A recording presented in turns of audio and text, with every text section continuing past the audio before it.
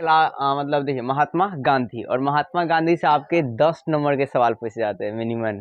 ठीक है, तो है क्या, सबसे पहले महात्मा गांधी से रिलेटेड मतलब प्रश्नों को देख लेते हैं। एमसीक्यू भी नहीं छूटेंगे, ना ही आपके 2 नंबर या 5 नंबर पूछेंगे।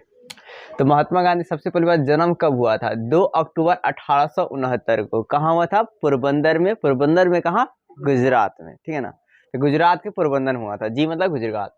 तो महात्मा गांधी का जन्म क्या हुआ था भाई साहब? गुजरात के पोरबंदर में 2 अक्टूबर को हुआ था 1869 में। पहला डाटा आपको याद होगा। अब है क्या कि पिताजी का नाम क्या था? करमचंद गांधी। माता जी का नाम क्या था? पुतलीबाई। पिताजी का नाम करमचंद गांधी था और माता जी का नाम पुतलीबाई था। फिर पत्नी कौन थी? कस्तूरबा गांधी। कितना साल की उम्र में शादी हो गया था भाई साहब? 13 साल की उम्र में शादी हो गई थी। ठीक है, पढ़ाई के लिए ये 1869 से 91 में बैरिस्टर की पढ़ाई की। किसकी पढ़ाई की? बैरिस्टर की पढ़ाई की। कहाँ की है भाई साहब? इंग्लैंड में। कहाँ की? इंग्लैंड में। तो गांधी जी बैरिस्टर की पढ़ाई जो है इंग्लैंड में किए। कब से कब तक किए? 1889 से क्या जी? 91 तक। 89 कितना जी? 91 तक। और ये इंडिया में 91 में लौट आए। इंडिया में कब आए? हाँ, इंग्लैंड गए थे। तो फिर आपका हुआ क्या कि 1893 में दक्षिण अफ्रीका गए। किसके कहने पर? तो दादा अब्दुल्ला के आगमन पर। किसके आगमन पर जी? हाँ, तो दादा अब्दुल्ला के आगमन पर 1893 में दक्षिण अफ्रीका गए। क्या चीज करने के लिए भाई? तो वकालत करने के लिए। क्या करना है जी? वकालत करने के लिए। ठीक है ना, वकालत में समझते हैं ना। तो फिर से एक बार सुन लीजिए, महात्मा गांधी का जन्म जी है कब हुआ? 2 अक्टूबर 1869 में। और कहाँ हुआ? गुजरात के पोरबंदर में हुआ था। फिर इनके पिताजी का नाम क्या था? करमचंद गांधी। माता जी का नाम क्या था? पुतलीबाई। और पत्नी का नाम क्या था? कस्तूरबा गांधी। और कस्तूरबा गांधी से शादी कब हो जाता है? मात्र 13 साल की उम्र में शादी हो जाता है। प्रारंभ में ये नशा भी करते हैं अपने दोस्तों के साथ। ठीक है, अब है कि इनकी पढ़ाई जो है 1889 से 1800 क्या जी 91 तक बैरिस्टर की पढ़ाई करते हैं। कहाँ? इंग्लैंड में। फिर वहां से 1891 में इंग्लैंड से आ जाते हैं और दादा भाई अब्दुल्ला के आमंत्रण पर फिर दक्षिण अफ्रीका 1893 में जाते हैं वकालत को करने के लिए। अब जब वकालत करने जाते हैं तो एक बार इनके साथ एक कांड हो जाती है, मृतसवर कांड। होता है क्या कि जब ये डरबन से प्रिटोरिया जा रहे थे गाड़ी से, ट्रेन से, ठीक है ना, डरबन से कहाँ जा रहे थे? प्रिटोरिया जा रहे थे। तो जब डरबन से प्रिटोरिया जा रहे थे ना, तो गांधी जी को क्या किया गया? इनका हालांकि प्रथम श्रेणी का टिकट था। प्रथम श्रेणी मतलब फर्स्ट टिकट, फर्स्ट एसी का। ठीक है ना, तो उसमें से क्या हुआ कि गोरे और काले का भेद चल रहा था। ठीक है ना, तो गोरे जो अधिकारी थे, वो गोरे अधिकारियों ने क्या किया कि गांधी जी को एक जगह था, मणिसबर्ग स्टेशन था, वहां पे टांग कर फेंक दिया। तो वहां पे उन्होंने प्रण लिया एकदम। उनको ठंडा उंडा, मतलब पूरा ठंडी का दिन था भाई साहब, ठंड लग रही थी। तो उन्होंने मतलब ठान लिया कि मतलब हम तो इस मुसीबत का सामना करेंगे। फिर उसके बाद हुआ क्या कि अब देखिए, ये टोटल बात दक्षिण अफ्रीका का है। फिर नटाल इंडियन कांग्रेस की स्थापना की। कब? 1894 में, 1 साल बाद। देखिए 91 में बैरिस्टर से लौटकर आ गए इंडिया में। फिर आपका है क्या कि 93 में दक्षिण अफ्रीका गए वकालत करने के लिए। और फिर आपका 94 में 18 क्या जी 94 में नटाल इंडिया कांग्रेस की स्थापना की। कब के जी? नटाल इंडिया कांग्रेस की स्थापना की। फिर ये सब कहाँ की है? दक्षिण अफ्रीका में। ठीक है ना, टोटल बात। फिर है क्या कि द इंडियन ओपिनियन अखबार एगो निकाले। कब भाई साहब? 1903 में।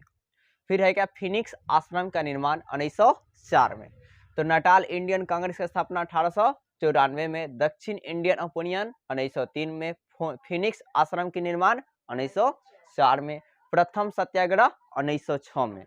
मतलब प्रथम सत्याग्रह से चला था 1906 में। अब भारत में पूछेगा ना, तो वो भाई साहब चंपारण सत्याग्रह चला था। कहाँ चला था जी? चंपारण सत्याग्रह चली थी। ठीक है, अब देखिए है क्या, आगे देखिए, मतलब है कि प्रथम सत्याग्रह। और देखिए अब प्रथम सत्याग्रह का मतलब क्या होता है कि सत्य और अहिंसा के माध्यम से जीत को हासिल कर लेना सत्याग्रह कहलाता है। क्या कहता है जी? सत्याग्रह कहलाता है। ठीक है, सत्य और अहिंसा के माध्यम से जीत हासिल कर लेना क्या कहलाता है? सत्याग्रह कहलाता है। इन्होंने हिंद स्वराज एक बुक लिखी। कब लिखी भाई साहब? 1909 में। ये टोटल बुक ये कहाँ लिखे थे? दक्षिण अफ्रीका में ही जब थे तभी। तो यहाँ तक कोई दिक्कत है?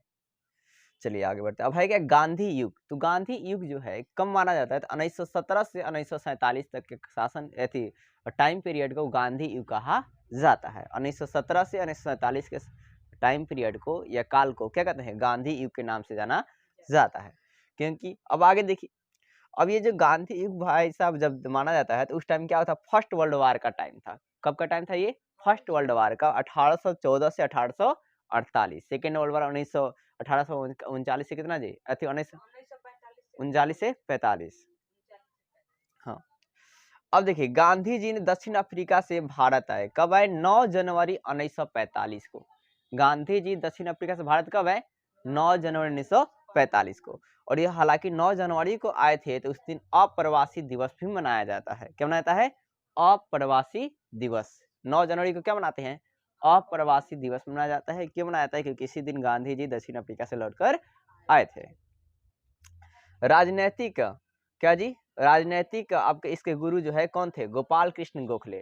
तो पूछा जाएगा आपसे कि गांधी जी के राजनैतिक गुरु कौन थे, तो गोपाल कृष्ण गोखले। कौन थे, गोपाल कृष्ण गोखले थे। ठीक है, भारतीयों ने इन्हें क्या कहा था, तो भर्ती करने वाला सर्जन कहा था। भारतीयों ने इन्हें क्या कहा था, भर्ती करने वाला सर्जन।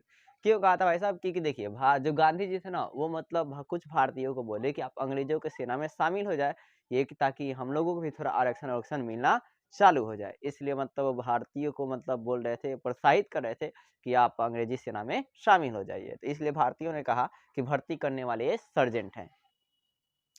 फिर क्या कि 1916 में साबरमती आश्रम की स्थापना की है। तो साबरमती आश्रम का स्थापना कहा की जी, 1916 में। सब इंडिया की बात है, इंडिया लौट चुके हैं ये।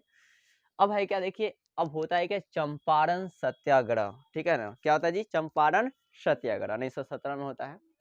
तो चंपारण सत्याग्रह होता है क्या कि बिहार के एक चंपारण जिला में, कहाँ होता है, बिहार के चंपारण जिला में स्थानीय नेता थे जिनका नाम था राजकुमार शुक्ल। क्या नाम था जी, राजकुमार क्या था जी, शुक्ल। ठीक है, अब वो गांधी जी के संपर्क किए, ये गांधी जी से क्या करते हैं, संपर्क करते हैं। राजकुमार जो शुक्ल होते हैं गांधी जी से क्या करते हैं, संपर्क करते हैं। फिर और चंपारण के तीन कठिया प्रणाली के संबंध में बताते हैं कि चंपारण में तीन कठिया प्रणाली। तीन कठिया प्रणाली क्या होता है कि 20 कट्ठा खेतों में 3 कट्ठा खेत नील की खेती की जाती थी, अंग्रेजों के द्वारा जबरन कराई जाती थी। और भी वैसा खेत जो मतलब ज्यादा उपजाऊ होता था। कैसा होता था, उपजाऊ होता था। और नील की खेती करने से होता है क्या कि उसके नील की जो जड़ें होती है वो बहुत बड़ी बड़ी होती है, नीचे तक जाती है और मिट्टी को पूरा वो खंदर देती है, बहुत मिट्टी को खराब कर देती है। ठीक है ना।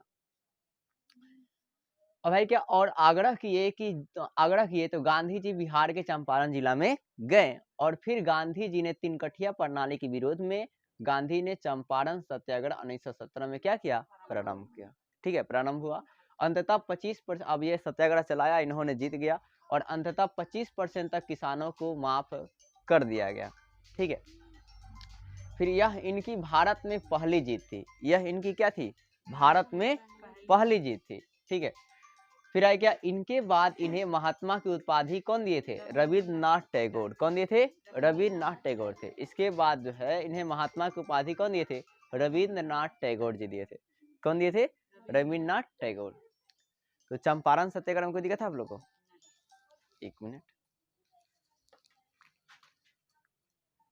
चलिए।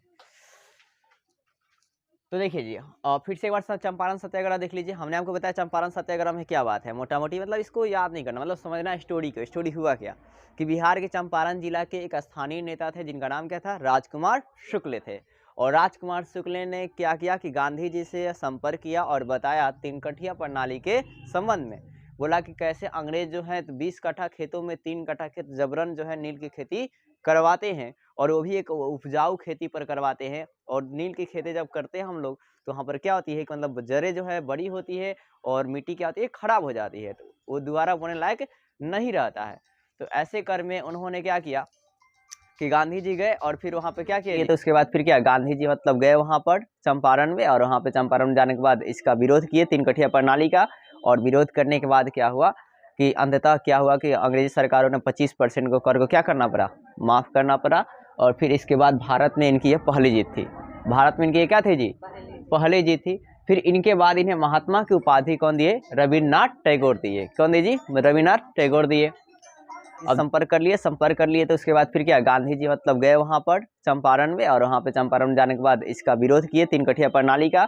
और विरोध करने के बाद क्या हुआ कि अंततः क्या हुआ कि अंग्रेजी सरकारों ने 25% को कर को क्या करना पड़ा, माफ़ करना पड़ा। और फिर इसके बाद भारत में इनकी ये पहली जीत थी। भारत में इनकी ये क्या थी जी, पहली जीत थी। फिर इनके बाद इन्हें महात्मा की उपाधि कौन दिए, रविन्द्रनाथ टैगोर दिए। कौन दिए जी, रविन्द्रनाथ टैगोर दिए। अब दूसरा हमारा है मिल मजदूर आंदोलन। ठीक है, मिल मजदूर आंदोलन क्या है जी, मिल मजदूर आंदोलन। तो मिल मजदूर आंदोलन क्या है कि जब मजदूरों का बोनस को कम कर दिया गया, कारखानों में मजदूरों को बोनस को क्या कर दिया गया जी, कम कर दिया गया, और उनके साथ असभ्य व्यवहार किया गया। उनके साथ क्या किया गया, असभ्य व्यवहार किया गया ज़्यादा था। तो इसे रोकने के लिए गांधी जी मजदूरों के साथ मिलकर 1918 में मिल मजदूर आंदोलन को चलाए। और ये भूख हड़ताल भी इस टाइम इन्होंने चलाया, और अंततः इन लोगों को मतलब मांगे पूरी हो जाती है।